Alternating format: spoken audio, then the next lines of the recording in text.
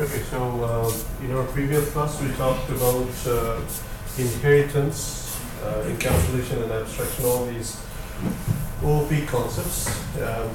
Let us start building some tools, and this is where I want to talk about the first programming assignment.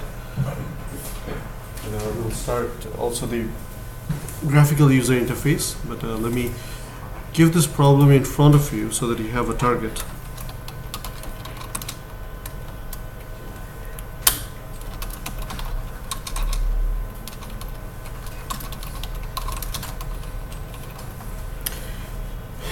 Right, so we're going to develop a banking software. What are the things we can do? We can create bank accounts. Okay. We can do transactions.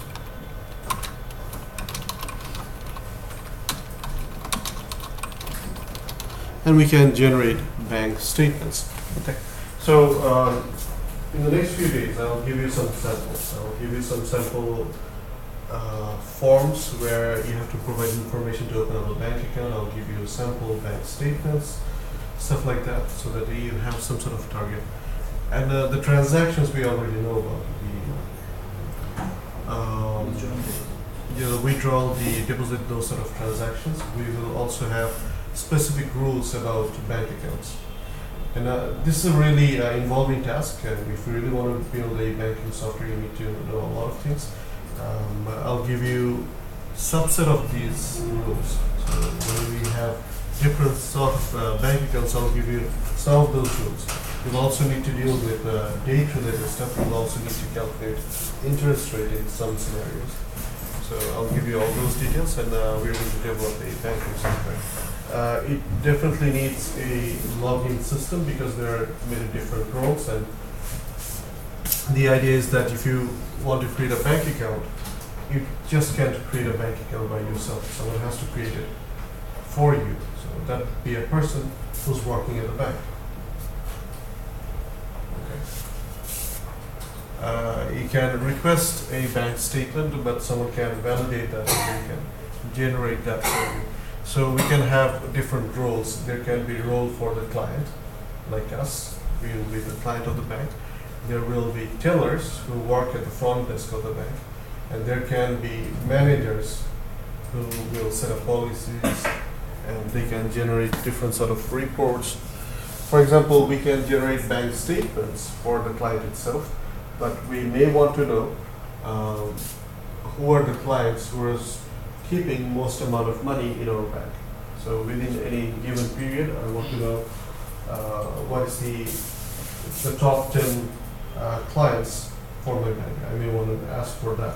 So we can generate some of those reports for the bank manager or higher ups. So there can be many different roles. So there is a lot to cover. How we build the user interface for such a thing, that's obviously one challenge, and how we can hook up all the programming logic to that, how we can store data into some file so that every time you open up this application, you get everything that you work with, they will be saved as well. Okay, so we'll try to do this thing with file operation. How to read from file, how to write to file. We will do that through file operation because we haven't dealt with databases yet. Okay. But I want to leave this problem in front of you just so you can think along this line. You can talk to people about opening a bank account. What are the things? You can talk to your parents, for example. They definitely have bank account. If you don't have bank account yourself, maybe your parents have that. You can talk to them to know about how these things work. Or if you have any relative or friend who works in bank, then you can talk to them as well. So over the next few days, we will be talking about some problems related to these things.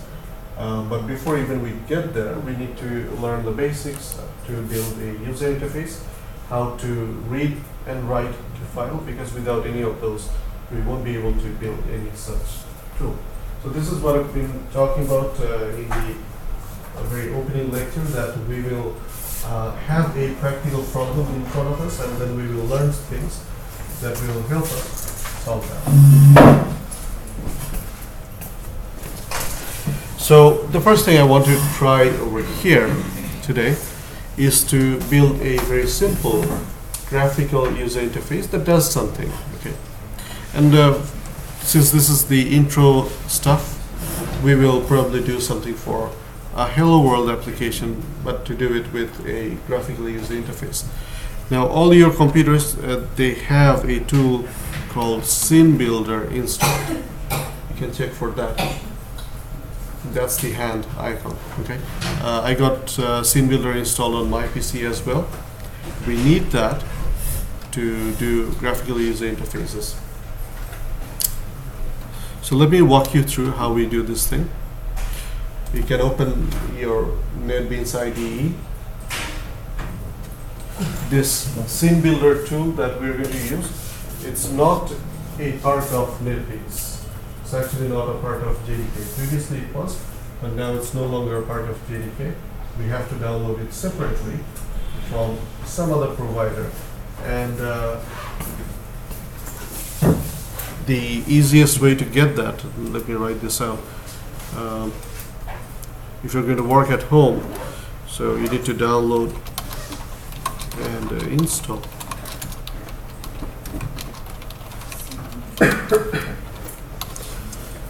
Do it from Gluon. Okay, so if you're wondering, just go on Google.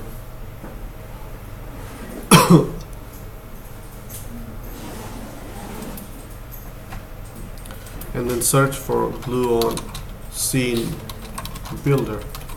It will take you to their page, and from there you can pick your operating system and the architecture and then download it for that.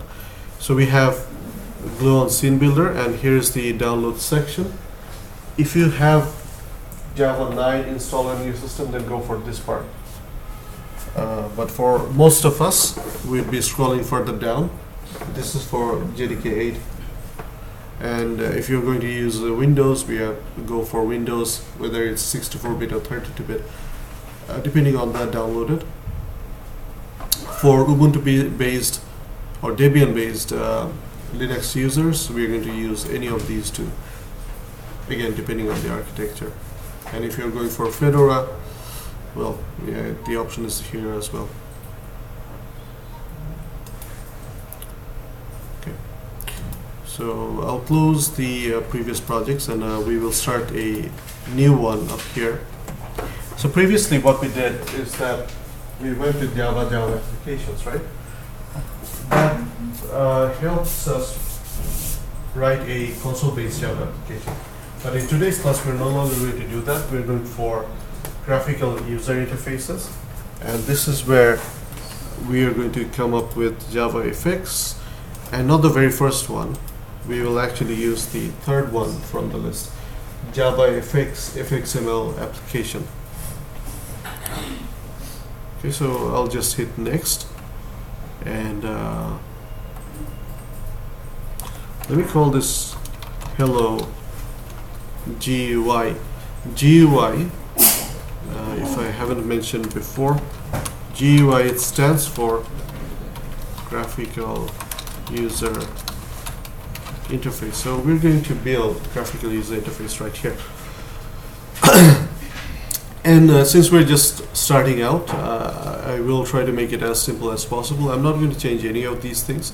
I just change the name of the project, and I hit finish.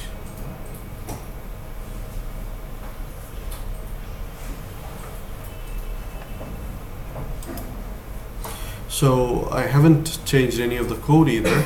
I just hit the play button over here for running the project, and as you can see, it gives us a window right away, and right in the middle we got a click me thing. It is a button which actually works.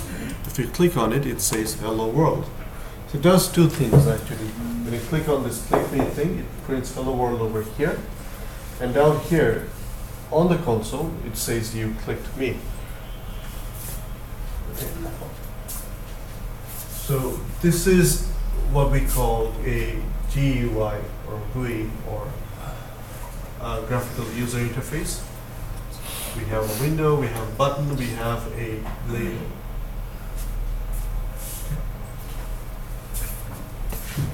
So we'll see how we build these things, how we interact with these things, where we write our code, how we design all these things. Those are the questions we'll be answering today, and that will help you create a, let's say, a bank account form, so that users can fill out all the details, hit the save button, and then an account is created. Okay, so just a bit of history. For Java, we always had a graphical user interface building system. So when Java came out, it came out with something called AWT.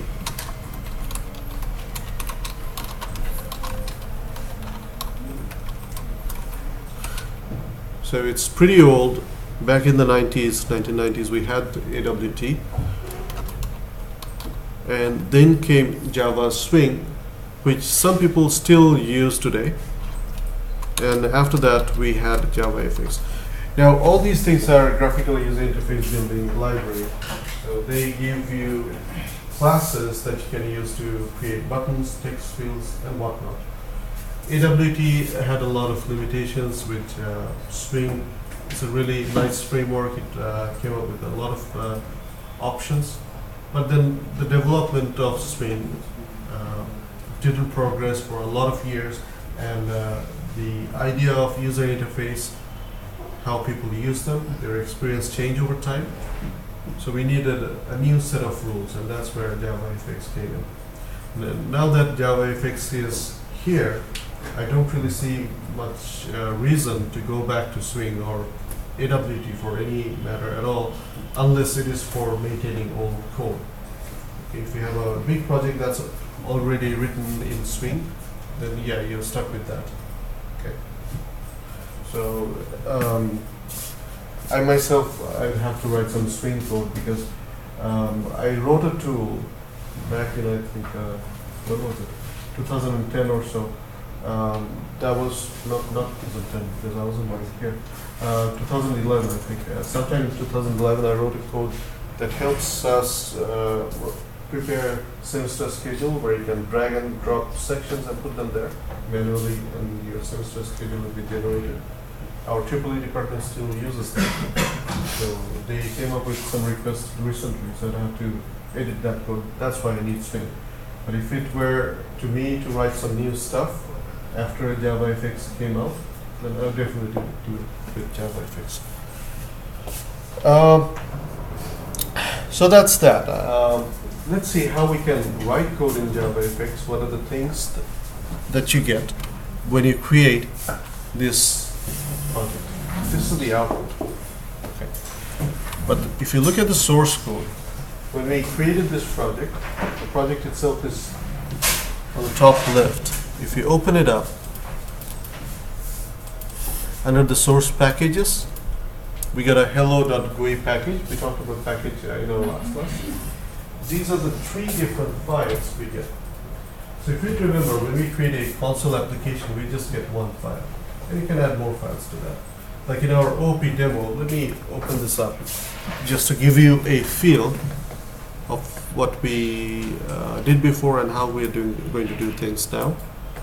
So if you open the bank account demo, for example, it also has a lot of files, and we also have 2 packages. What I want you to notice is that these are all Java classes, Java source files, and in each of those you have Java classes. If you create a console application, this is what you get: a public static void main containing file that you can run, and it produces output of the console. And all these things that we have over here, these are files we have created, we have added to the project. But initially, when we created the project, we only had a single file, one Java file. But over here, as soon as you create this project, this Hello GUI project, you have 3 different files. I just created the project. I haven't changed a single line of code, but I ended up with 3 different files. Okay, and only two of them are Java files. We got something called a fxml file as well. We have to see what they mean and how they work together. Okay, so we have a fxml document.fxml, fxml document controller.java, and a hello GUI.java. So let me go with the last one because it matches the package name to see what goes in here.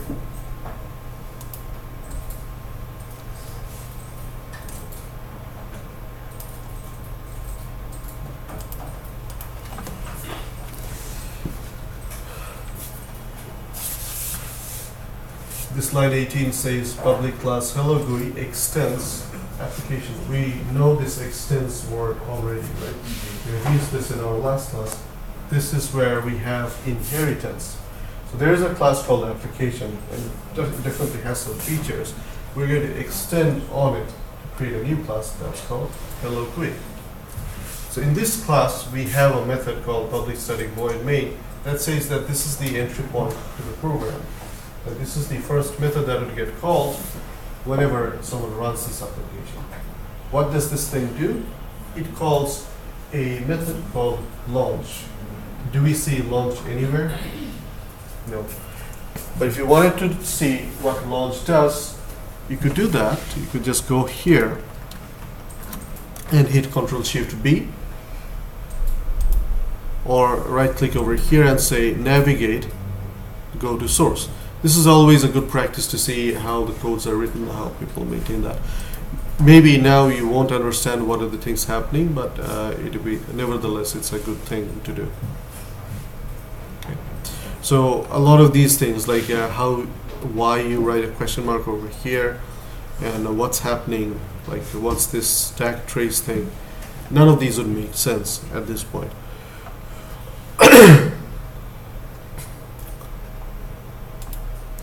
What you need to see though is that there is this start method that gets called somehow from here. See, we have a public abstract void start. Here's the start method that takes the stage, primary stage. So what we are doing over here, that method doesn't have any body. If you noticed, this method doesn't have any body. And by that I mean there is no curly braces to say that there are some statements that would happen. So someone needs to give an implementation to this, and this is going to be us. We're going to write what's going to happen when you call the start method. So these are the things NetBeans already filled in for us. We will edit some of these things so that we can have our project. This guy says that you're going to use some class called fxml loader to load a resource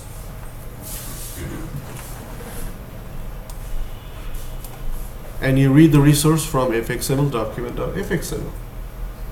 Once you load that resource, you put that into a scene. That scene gets added to a stage and you say stage.show. So if you look at this thing, this entire thing, this window is actually the stage. This whole thing with the title bar, the buttons and everything, this is what we generally call a window. In JavaFX terminology, this thing is called the stage. And inside the stage, we have a scene, what we want to show, and we can design the layout of it. What are the things that are going to be placed right in here. How do we do that? We do that through this file called fxml document.fxml, and that's the reason we have that file in our project. So it's going to read from there. If you double click on it, you can open the file. If you have SceneBuilder installed on your system, it will open it with the SceneBuilder. Okay. Now, having SceneBuilder is actually an optional thing. You can, if you want to, do the entire thing without SceneBuilder. Let me show you how. If you open it up in edit mode, you get to see the actual code for that thing. This is not HTML, no. This looks like HTML. Yes. Yes, it is actually XML, extended markup language, because anchor pane or children, these things, these tags, they don't exist in HTML. Okay. We have extended the tag library set for HTML, and these are new stuff, but we're actually defining everything over here. So the idea is that we have something called an anchor pane. We don't know what anchor pane is. I'll explain to you in a bit. And inside this anchor pane, we have some children. So if you look at the names, we have a button, we have a label. Okay. Let us make some changes. Right now, if you run this project, you see the click me button appears right here. And it appears right here, right in the middle, because it has two attributes that says layout X and layout Y. Okay. In Java world, the graphical user interface that you're going to build, it has a different coordinate system than what you're used to. Up here in top left, we have 0, 0. As you go to the right, the X coordinate increases. As you go down, the Y coordinate increases. Okay. This is slightly different from what we have seen before. So let me just show you right here. So we are used to a Cartesian coordinate system.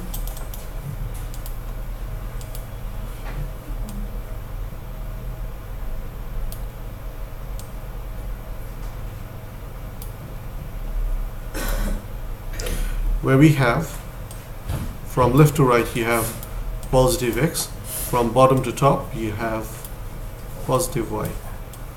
And this origin right here is 0, 0. This is what we are used to. Okay. However, in Java and in many graphical user interface building system, things are a little bit different. So let's say we draw a window over here. This is where the origin is right up here. This is the origin. Okay. And as you go over here, this is where you have positive X, which is the same as the usual one. But if you go down, that's where you have positive Y. So this part is different compared to going up. Okay. So we have to keep that in mind.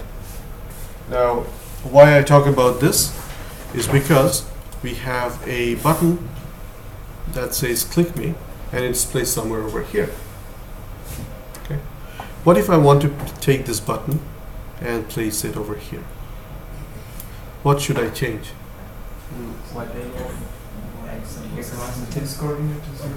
The X coordinate is what you're going to change. So this is the X coordinate and Y coordinate for this button over here. If you want to place that right on the left corner, then you'd have to set the X value to 0. So if you understand that bit, let us try this out.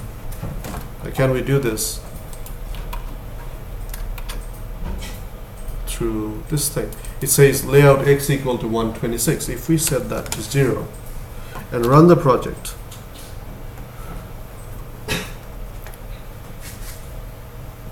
see, the button moves. Okay. If we set the layout Y to be 0,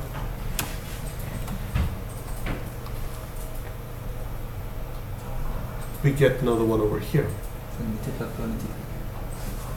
What's that? Oh yeah, I mean, this label, that's a label thing. Yes. We're only changing the coordinates for the button. If you want to change the label as well, definitely you can do that. You can change the labels, layout X and Y just the same way. See, I changed that. So that's again in our control. So this is to say that we can edit this file manually and everything will get updated. Okay. So if I wanted to create something new again, no big deal. Let's say I want to create another button, and I know how to do that. I just type in button. So every, like just like HTML, you start with a tag and you end with the same thing. Or for those of you who know HTML, that if you want to have a self-closing tag, you just end it like that. Okay, I want to have a particular text written over here. I can write, let's say Java. I can create this button. I can place it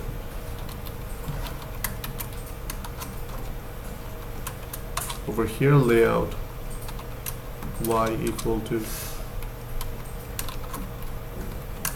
126. So if I do that, that will create a new button for me.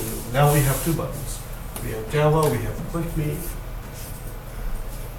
And that's a button I have just created by typing in a few things. Is this thing clear?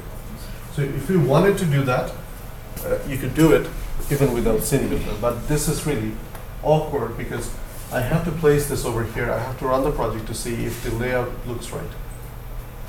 Okay. Why did I write 126? For no good reason, really. Well, actually, because the Click Me was placed at 126, and that looked okay. This Java, maybe it looks a little bit off. When we had Click Me right here, it was right at the center, but Java looks a little bit off to the left side because Click Me was a longer button compared to Java.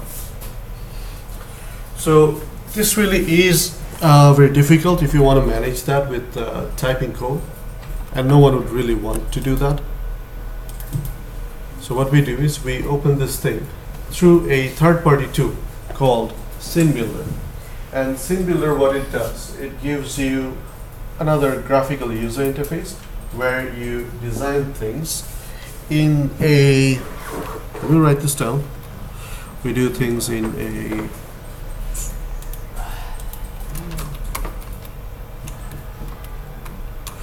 WYSIWYG manner.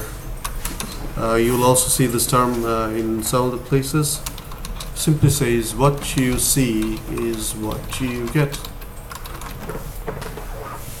And that's quite important if you're going to build a graphical user interface, because we're no longer bothered about any of these things. We can click a button, we can drag and place it anywhere I want.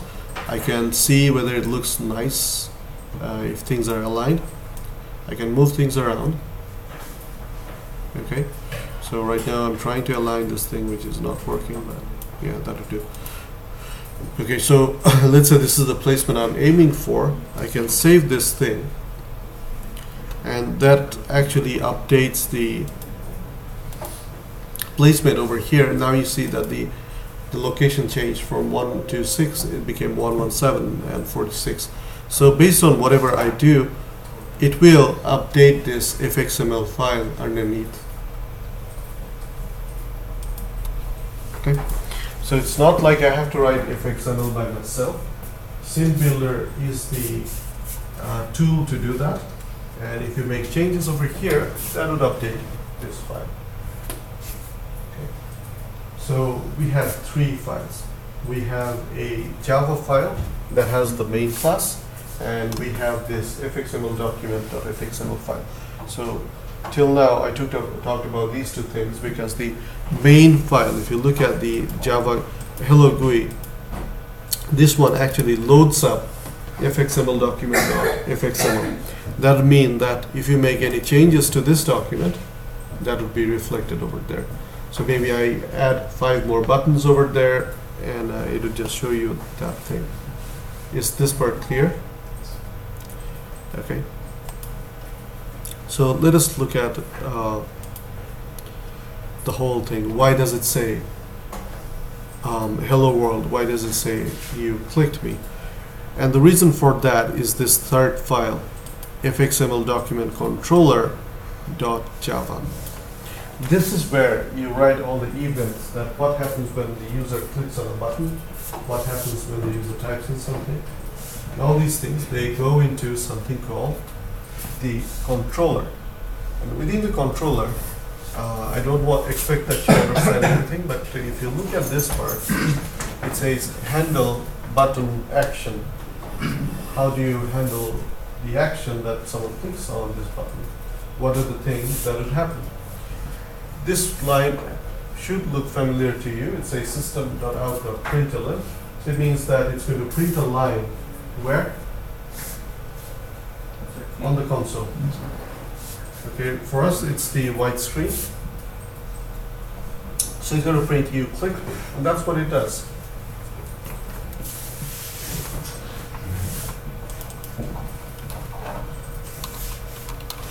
Right, just to test whether this is working or not. If I click here, it says you clicked nothing, so I just changed that. And it works.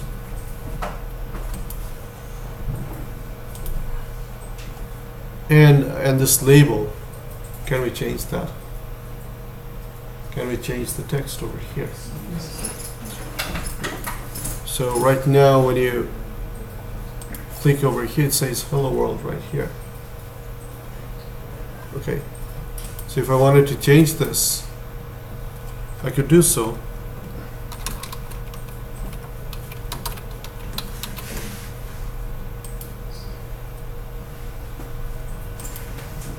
And it does so.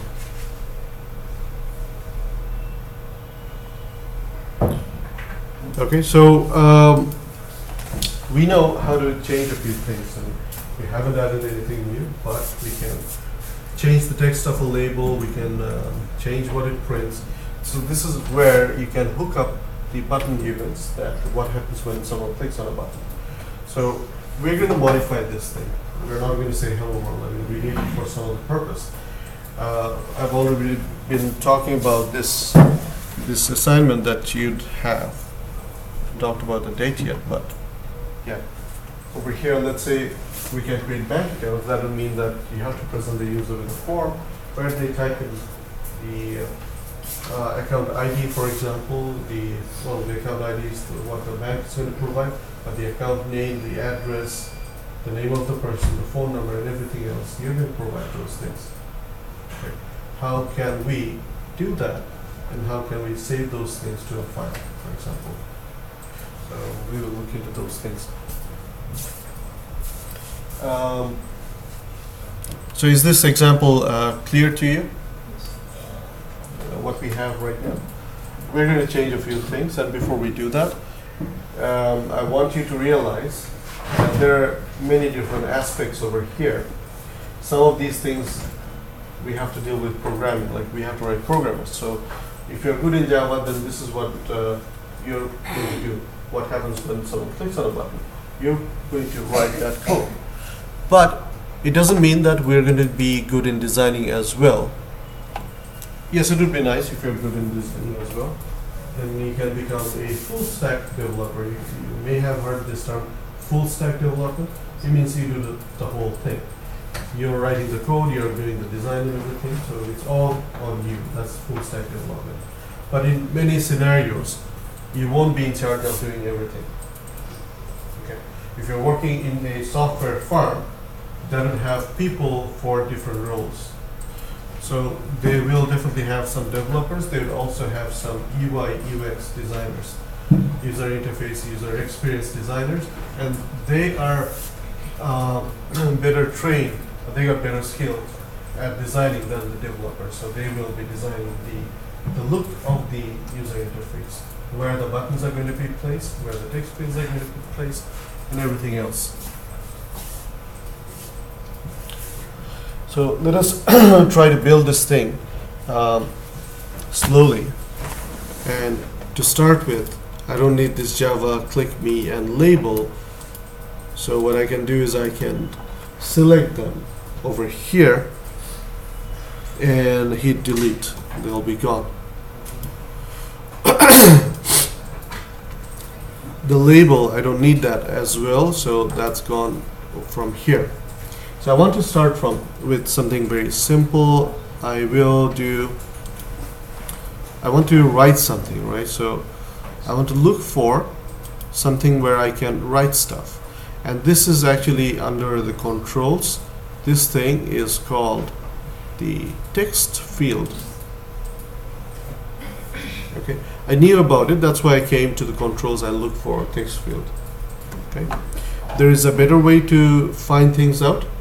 Here is a search box right beside where it says library. You can type in text and it keeps on auto-completing, like you find in all the things where you have text written. So that can help you out. We can have a text field.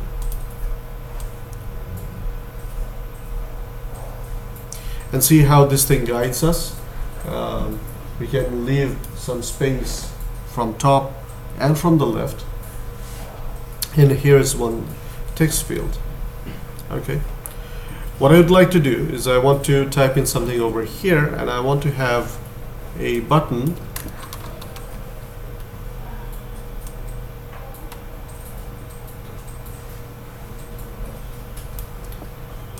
and over here I want to say copy, and then I want to have another text field somewhere down here. So the idea is that I will type something in over here, I'll say copy, and that thing will be copied over here.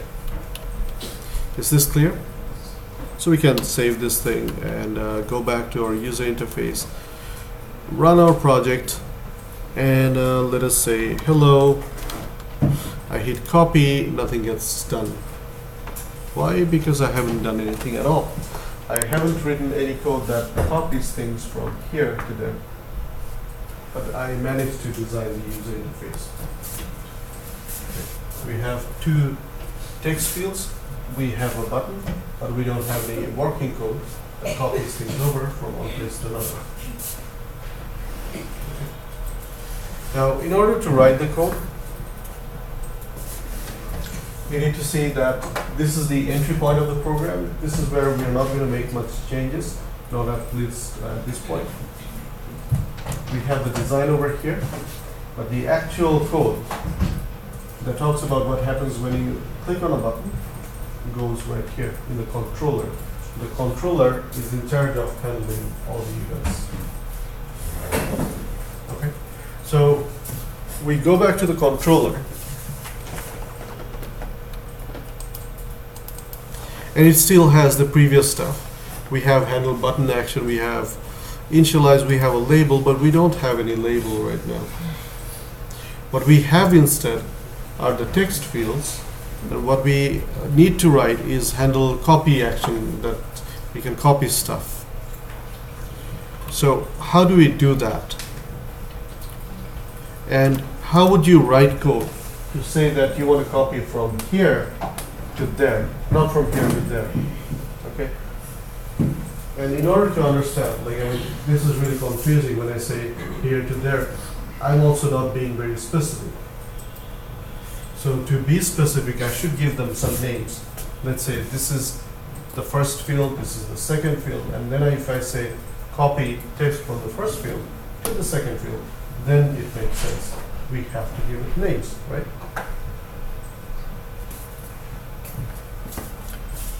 And this is something we can do from this pane. You can select these things, for example the text fields, and you can go to the code part, and then this is where you give it some ID, and the ID is the name. So let's say I'm going to call this the first text field for no good reason, just to make sure that it stands out and we get the sense. This is called the first text field, and down here I will just call this the second text field. Okay. When you write these names, one thing you should notice is that they are supposed to be identifiers. So all the rules that we have for identifiers, they should also be followed over here. You cannot start the name with a number. It has to start with a letter. You cannot have spaces in between. So it's written as a single word, but since we have multiple multiple words in here. That's why we use capital letters in the right places to make sure that they stand out. So once you give these labels, give these IDs, what you need to do is you need to come back over here and see if this got updated. It's not going to update automatically, this part. So what you'd have to do to update that is you right click on fxml document.fxml, and here is an option that says make controller. So when you hit that, that's when it would read the fxml file and see the changes that it made. It brought in 2 lines. The first text field and the second text field is here. It also changed one thing. We had private label, we still have that, but before that line we had something that's missing now. We had at fxml, and that's gone. Okay, so I'll try to undo that. See, this is how it was before. We had at fxml, private label, and if I redo this, that thing is gone.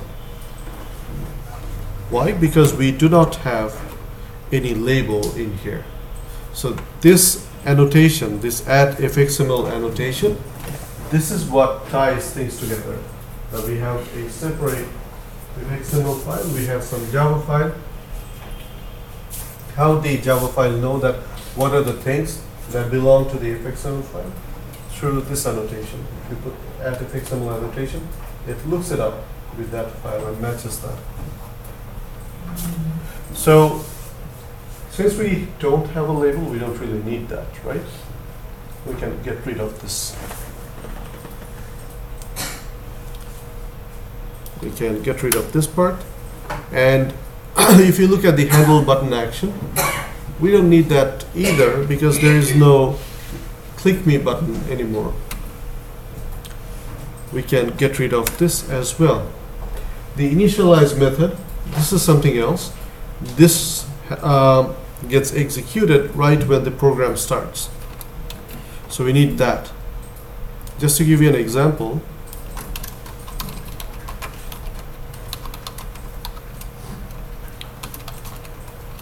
let us say hello right when the program starts.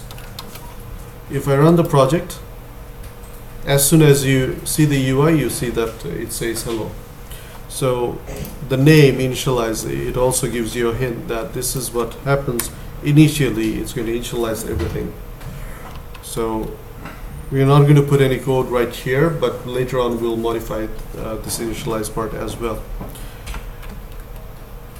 Now what we didn't manage to do yet is to get this copy thing to work. You can write the ID of this button.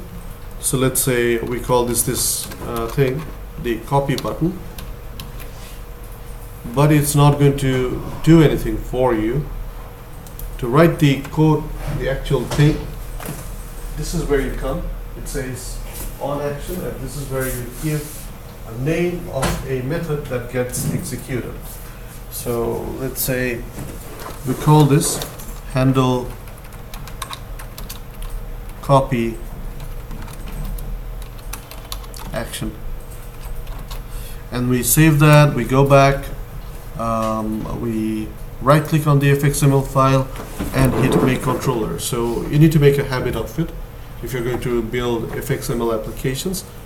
See, every time we make changes over here, we're going to hit the save button. We will come back to NetBeans, go to fxml document.fxml, and right click and say make controller, because all these changes, they will then get updated. Is this thing clear? So let us take it slow and write some code over here. So what if someone clicks on the copy button? We can just go and say system out println and type something over here. Okay. So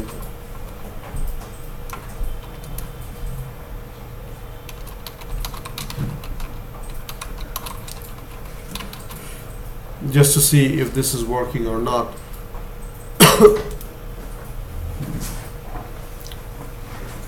So if I click on copy, however many times I click on it, it says someone clicked on copy. So this is working actually, that we can click on a button and we get something done. Okay, this is not exactly what we had in mind, that this thing doesn't get copied over here, but it at least does something, right? So we're going somewhere. Okay, and by the way, since we are going to print out a lot of things and this is a common operation, there's some shortcuts. You can write S out and hit Control space. That would fill it out for you. Okay. Just that you cannot do that during exam. Right. There is no IDE there. So yeah, we don't want to print it like that. We want to get whatever is written over here. We want to get that text, and then we want to put that to this field. So the name of this thing, first text field, you need to remember that. You say first text field, and I want to get the text from there. That's why if you put a dot here, there is a nice method that says get text. It gets the text for you. Okay, so string text, we can save it in a string, and since we can read it like this, for reading we say get text. For writing, we're going to write that to the second text field.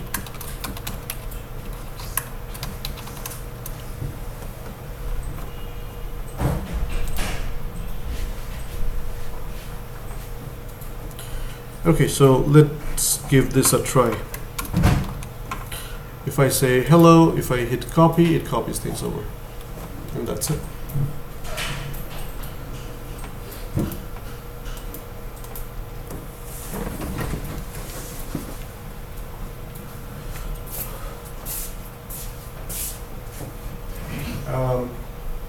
Is this example clear? Okay. So now that we know how to do this, sir, yeah. can we text field double edit করে অন্য কিছু করতে? Definitely. What do you want to do? তো এই text ফিল্ডে যখন হ্যালোটা উঠবে copy করবে, দেন আবার ওটাকে এডিট করে অন্য কিছু লিখে আবার কপি করবে। Sure. I mean, you can do it as many times as you want. Let's say we have 1, 2, 3, and then we change that to 5, 5, 5 and hit copy, then it would be copied over. It keeps on running. If you want to make sure that, let's say, when I type in, let's say hello, and I copy this thing, then this thing gets erased so that the user can enter something new. You can also do that.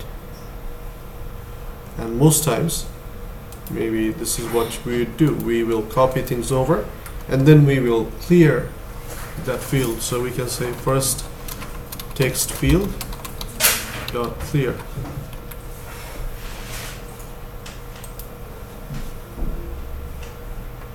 So now if we take say Java over here and hit copy, it gets copied over.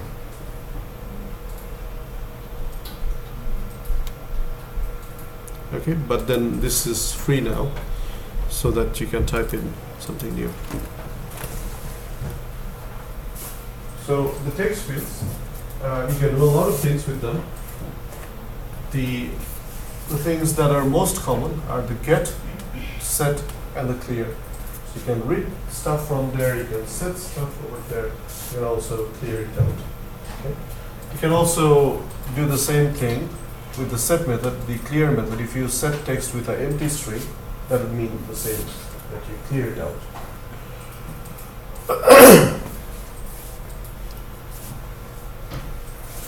Alright, so if this example is clear, let us do some fun stuff as well. Whatever the user enters, we can change them to be uppercase or lowercase, or make changes accordingly. So let's say we got this thing.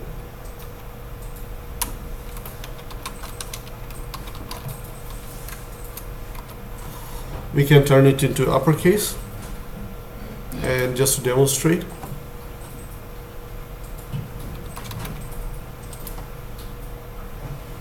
so it gets auto-converted. What happened? We captured what was written with getText, then we called toUppercase, that updates that method, to changes everything to uppercase, and then writes it over here, and then we set it back. Is this thing clear? Okay. Now, one thing I want you to notice is this toUppercase method. We use this method from a class called string. In Java, it's really easy to look up what method needs to be called, or what exactly a method does, if you know the name. So this toUppercase, if I wanted to know exactly what it does, I can right click over here, and here is an option that says show Javadoc. If you click on it, it will, if you're connected to the internet, it will go to the documentation page, and now you see that this method returns what? A string. Okay. It says, what does it do? Converts all the characters in the string to uppercase using the rule of the default local. Okay, location-based rules. I mean, some languages, they translate stuff to uppercase in a slightly different way. Turkish, for example, does it in a different way. Oh yeah, they are talking about Turkish as well. Okay, so this method is equivalent to, yeah, for the default local, this is what it's going to do. Now, just because I know the name, I could call this method. Okay, what about other methods? The stream method, it will take off any white space that you have in the beginning part or the end part. And that's very useful method, because if you run a graphical user interface like this, many times you'd see that the users, when they enter something, they sometimes put extra spaces in the front or at the back. And well, the front spaces, they're easy to detect, right? You know that they're there. But the spaces that you leave behind the back, you don't see them. They're white spaces. When you copy them, that's also not visible, but they're there. These spaces are there. So the trim method is very handy. It can take off all the extra spaces the user gives. So I can call toUppercase, and I could also say text equal to text dot trim. Okay, and if I run this project now, you'd see the difference. That if I have a user who entered some extra spaces here, and this gets converted, but see, now there is no additional space afterwards, because I knew that there is a trim method that we can call. Okay, so what is really very important for us when we are learning this Java language is to make a habit of reading the documentation page, because you wouldn't know all the methods that's there in a particular class. And even if you know the name, you don't always know exactly what it does. So it's always a good practice to do this thing. So let me leave this as a homework. Not like I want you to memorize all the methods.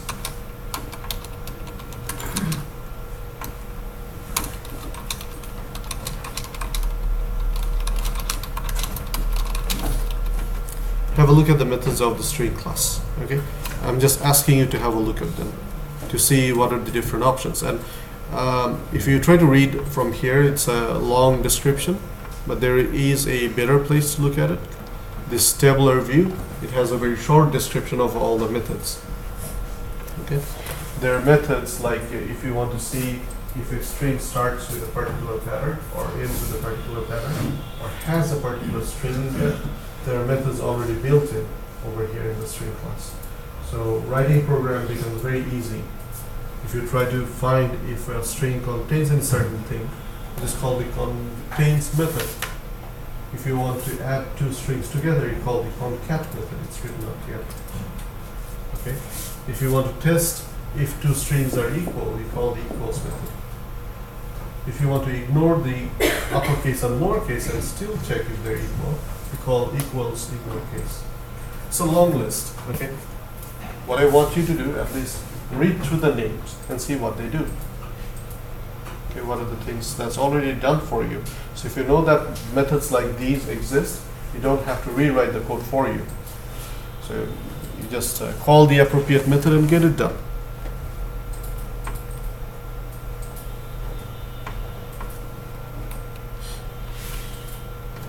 Okay.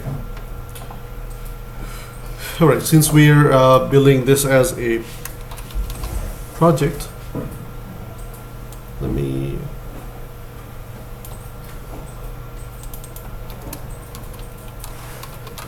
leave this as a homework. Let's say what I've done so far is just copy this text from here to there. And what I want to leave you as a homework is something much more complicated.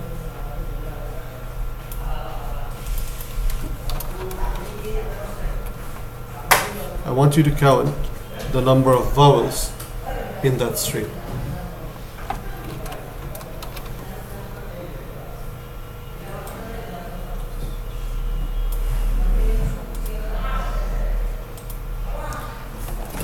We know the vowels, right? A, E, I, O, U. These are the 5 vowels in the English alphabet. So whatever the string is, when you copy that, as soon as you copy, you also count the number of vowels, and you write that down. And let me be a little bit specific. I want the vowel count, not the vowels themselves.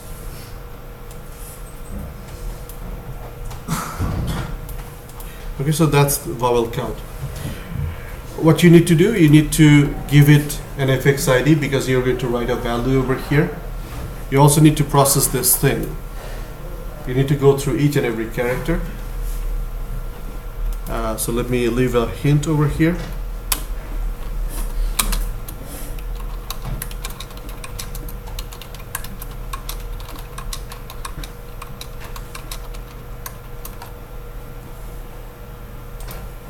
Okay. There's a method called character at. You have to use that method and see if each and every character matches with a vowel, matches with A, matches with E, I, and O, U. If it matches, you increase the count, and this is what you write down. Okay.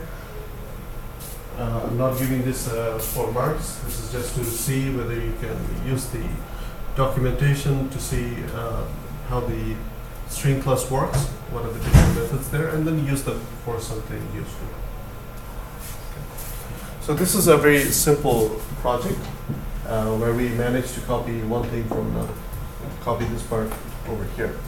Okay. But let us build something that we can show off to our friends. I mean, this is not going to be very much useful for that purpose. So what I'm going to try is that we will build a calculator that is, to some respect, better than this one. Our calculator will have some features that this one doesn't have. Okay. It will look like this calculator. It will also work like this calculator with some changes, definitely. But yeah, I mean, that will be our own calculator. So if I ask, I mean, can you design a user interface like this with SceneBuilder? Based on today's knowledge, we should be able to do that. Because this is just a text field. This one is a label. And down here, we got a bunch of buttons, right? So this is very easy to build. You just drag and drop a bunch of buttons, and it looks like this. So to get started, I want to pull some ideas from here.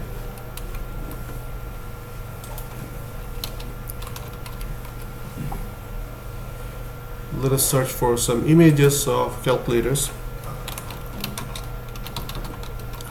And I'll look for basic ones, I mean, very simple ones. Nothing really complicated. Something like this. Although it has multiple lines, but yeah, this would do.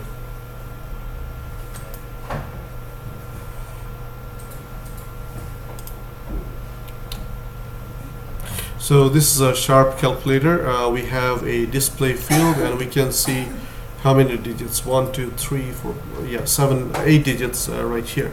Not more than that. Okay, this is a very limited in feature. So if you want to work with bigger results, you can do anything. And we have all these buttons. We got 5 columns and 1, 2, 3, 4, 5 rows. 5 rows, 5 columns. It's just that this column is a little bit different. It has more buttons. This row has more buttons than the other ones. So if you just consider this part, okay, we can easily do that.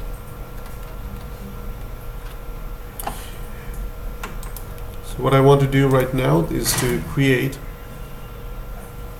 a new project, but before I do that, I'll close the other one. We will create a totally new project.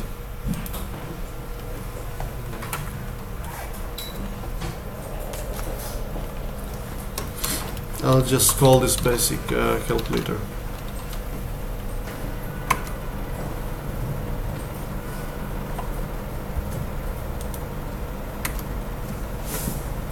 And again, just to get started,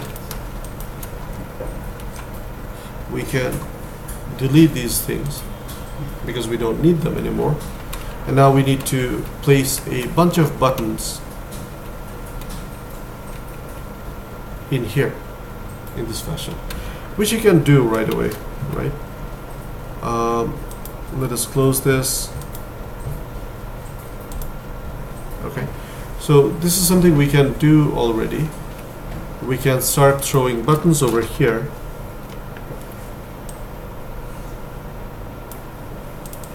So let's say this is 1, this is going to be 2.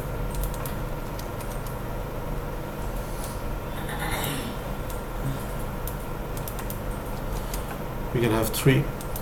But one thing you should notice when you place the buttons in this fashion is that they're not going to be of equal size.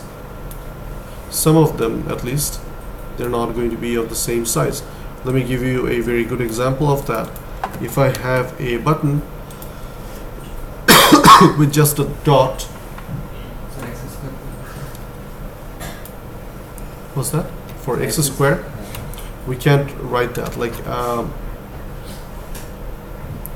this one doesn't have x square. But it does have this squared sign. It also has the plus slash minus sign. I mean, these are the things you cannot write with your text. You can either use images or use special characters to write them. So that's a different story. Right now, we will try to keep them as simple as possible. Like, use symbols like this.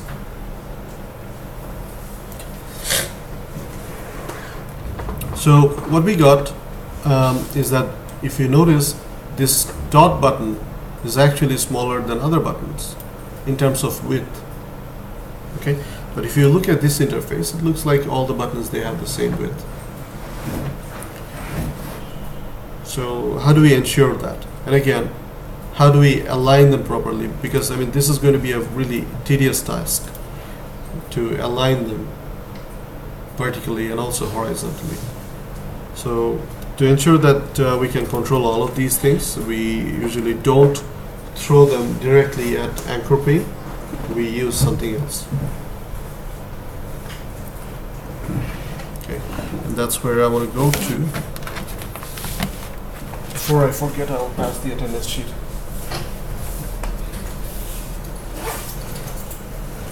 So see, we got this anchor pane, and the idea for anchor pane is that you can anchor stuff. The anchor pane gives you some guideline, and you can place one thing after another, so it snaps like that. Okay, and what we're looking for is something different. Everything has to be in a grid-like pattern. So we go with something called a grid pane. And inside this grid pane, you can increase the number of columns. How many do we need? 1, 2, 3, 4, 5.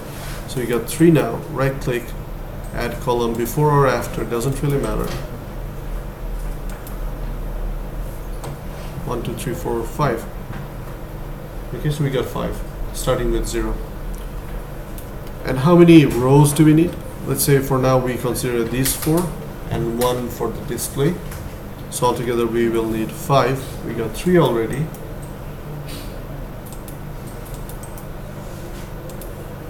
Yeah, that's 5. And once you have that, you can start placing all these buttons and everything. So let us try to do the digit ones from 0 to 9 first. And for that, what we can do is we can go for buttons. So this is where we place 0, and then we have 1 and 2 and 3.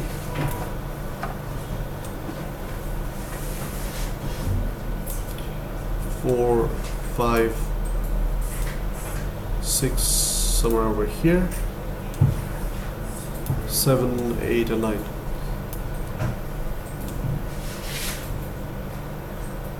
Okay, so this is a slightly tedious task, but you know where I'm going with this. And then we have to change their labels.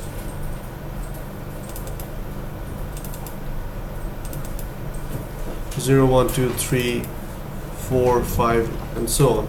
Okay, so it goes on like this.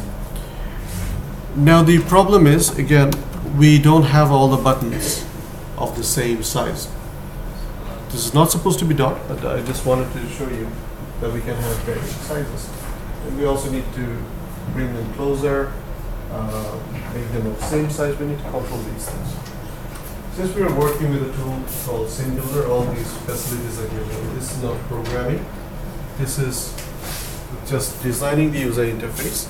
And what you can do is you can make them all of the same size quite easily by changing a few things.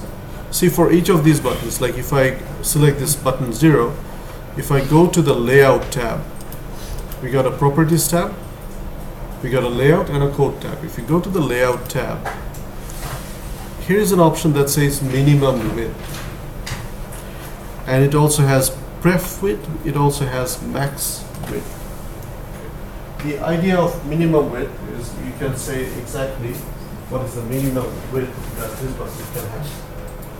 The maximum width is important if this user interface can grow, then the buttons can grow. What is the maximum size you can grow to? The pref stands for preferred. So what's the preferred width? What's the default size that you have? So if we're going to increase this, you can do it by hand. You can just drag and make changes, or you can use custom values like say 70 like this, and it will be exactly 70 pixels wide. Is this clear? Okay, so let us make it a bit smaller, let's say 40 pixels wide. And preferred height, let's say I want to make it 20, so I can update that. So that's preferred width, preferred height.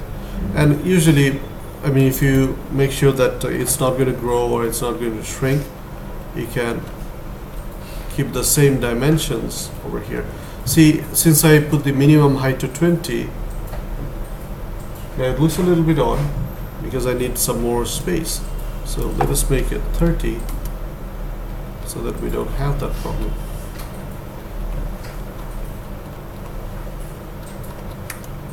Okay, so maybe this is how exactly how I want this 0 button to look like, and I have to make that change.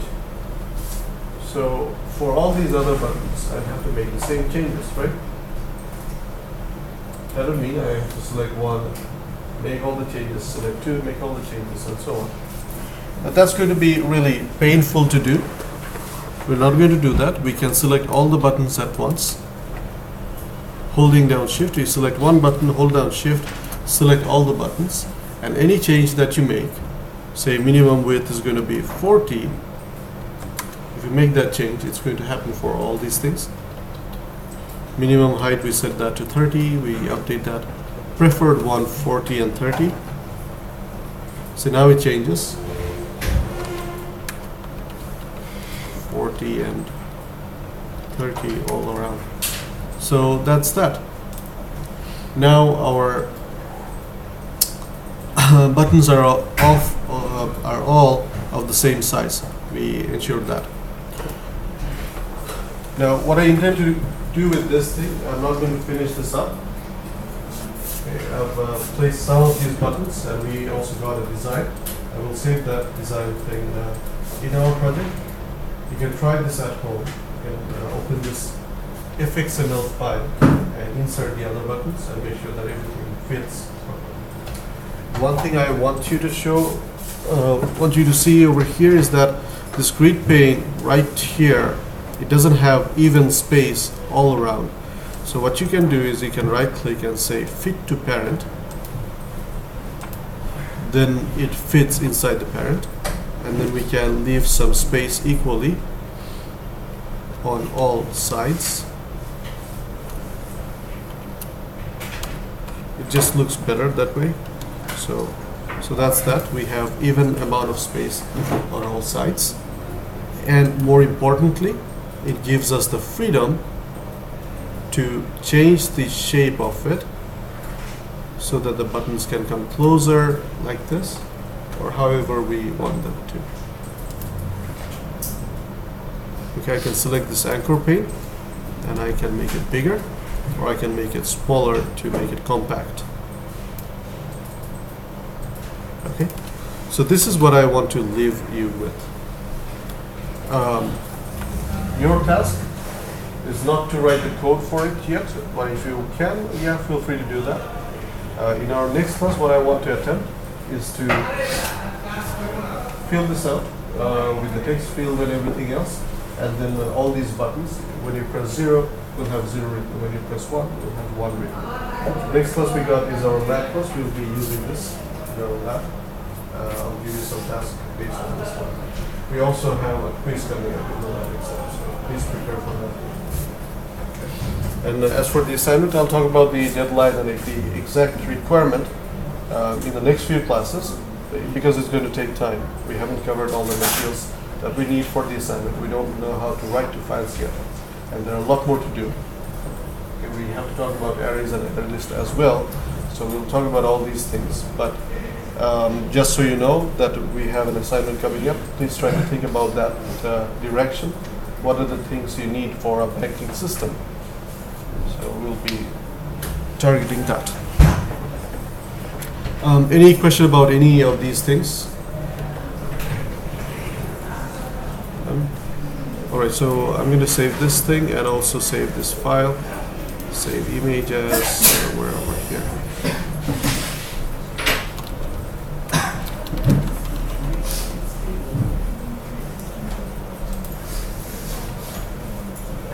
Where are my projects?